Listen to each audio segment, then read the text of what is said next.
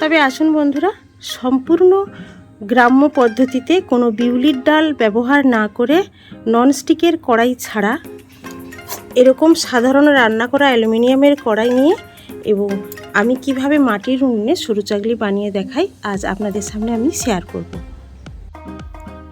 আমি এমনি নর্মাল যে রান্না করা চাল, সেদ্ধ চাল, সেটা আমি 1.5 কাপ সারা রাত ধরে ভিজিয়ে রেখেছিলাম। আর এখানে নিয়েছি আমি সাদা তেল, আর এটা নিয়েছি লবণ, আর অ্যালুমিনিয়ামের কড়াই নিয়েছি। আর এই কলা গাছের এই রকম একটা অংশ পাতা থেকে পাতা ছুলে দিয়ে এটা আমি নিয়েছি। এটা আমি ব্রাশের কাজ করব, পরে আসছি এটাতে। তাহলে আসুন, সবার প্রথমে আমি এই চালটাকে আমি শিলে বেটে নেব।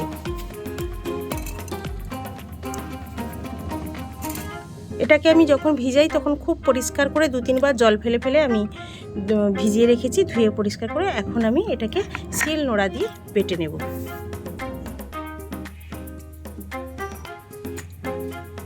চালটা আমি খুব একদম প্লেন করে বেটে নেব।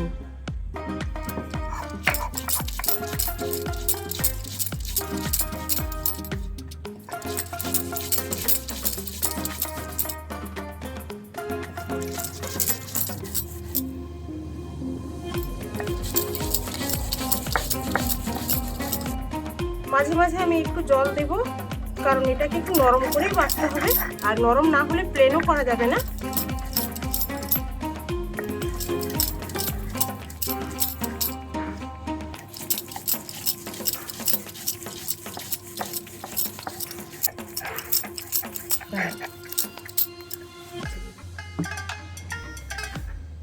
দেখুন, এভাবে অল্প অল্প করে আমি বেটে একটা বড় পাত্রে তুলে নেব। আর এই বাটাটা একটু ভালো করে দেখুন বন্ধুরা, প্রচণ্ড প্লেন হয়েছে। যদি একটু কোথাও দানা দানা থেকে যায় তাহলে কিন্তু আমাদের সরু চাকলিটা ভালো হবে না।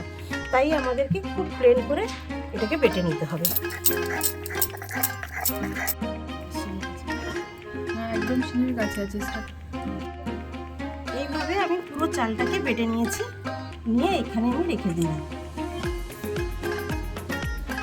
চালটা বেটে নেওয়ার পর এবার পুরোটা এত ঘন তো আমি সরু চাকলি করতে পারবো না, তাই আমি প্রথমে একটু করে কাটিয়ে নেবো। এখানে নিয়ে আমি পরিমাণ মতো লবণ দিয়ে দেবো,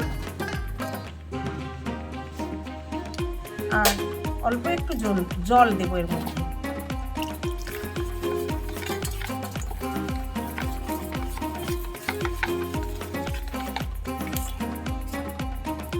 বেটারটা একটু খেয়াল করে দেখুন, খুব জলের মতো একদম পাতলাও নয়, আবার ঘন নয়। ঘন যদি হয় তাহলে কিন্তু জালি হবে না, আর জালি না হলে সরু চাকলি ভালোও লাগে না। তাই এইটা একটু খেয়াল করে নিতে হবে। সরু চাকলিটা বানানোর আগে এই কথাটা কিন্তু আমাদের একটু খেয়াল রাখতে হবে যে এই যে গোলাটা তৈরি করেছি, এই গোলাটা খুব পাতলা হবে না, আর খুব ঘনও হবে না। চালের গোলাটা বানানোর পর এবার আমি উনুনটা ধরিয়ে নেব।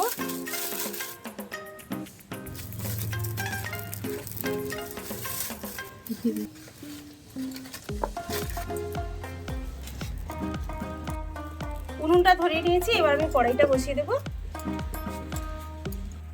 এবার কলা গাছের এই ডাকসাটা আমি একটু থেতো করে নেব। তেল রেখেছি, সেখানে একটু লাগিয়ে নেব। খুব বেশি আমি তেল লাগাবো না, এইভাবে পুরো কড়াইটা আমি লাগিয়ে নেব।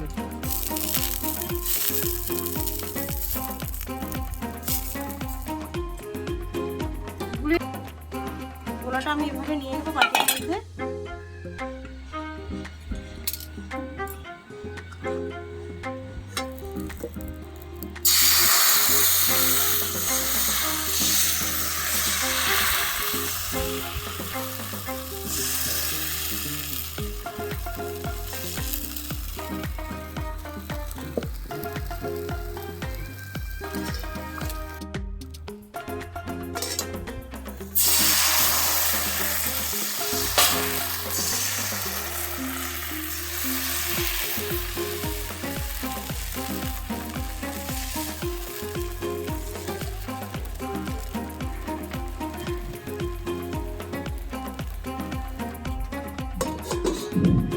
এইভাবে ঢেকে দেব, দিয়ে আমি 2 মিনিট পর আবার ঢাকনাটা খুলে দেখাবো।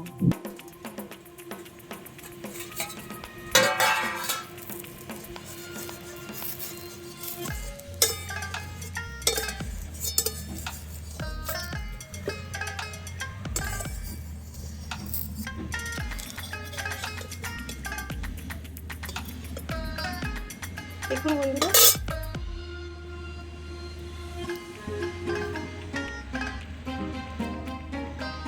এভাবে প্রত্যেকটা আমি বানিয়ে নেব।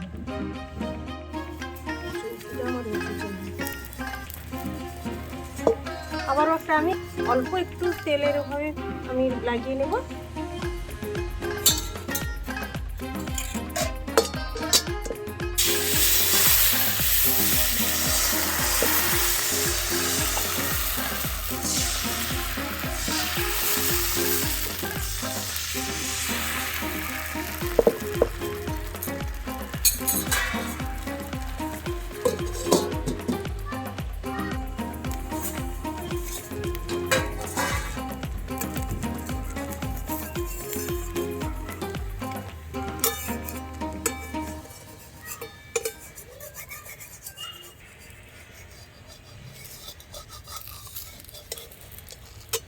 দেখুন কত সুন্দরভাবে এটা উঠে গেছে। যাদের ননস্টিকের কড়াই নেই তারা কিন্তু এইভাবে খুব সহজে সরু চাকলি পিঠাটা বানিয়ে নিতে পারেন। আবারও একটা আমি আপনাদের করে দেখাচ্ছি।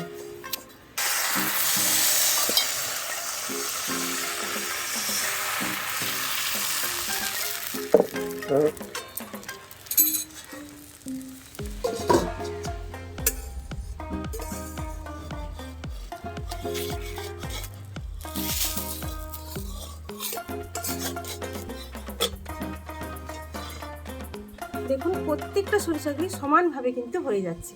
এই জালি হয়েছে, কত সুন্দর হয়েছে। তাই আমি আবার একটু কাটিয়ে নেব, এর মধ্যে নিয়ে অল্প একটু লবণ নেব, চালের বাটাটার মতো পরিমাণ মতো নিয়ে আবার একটু জল দেব।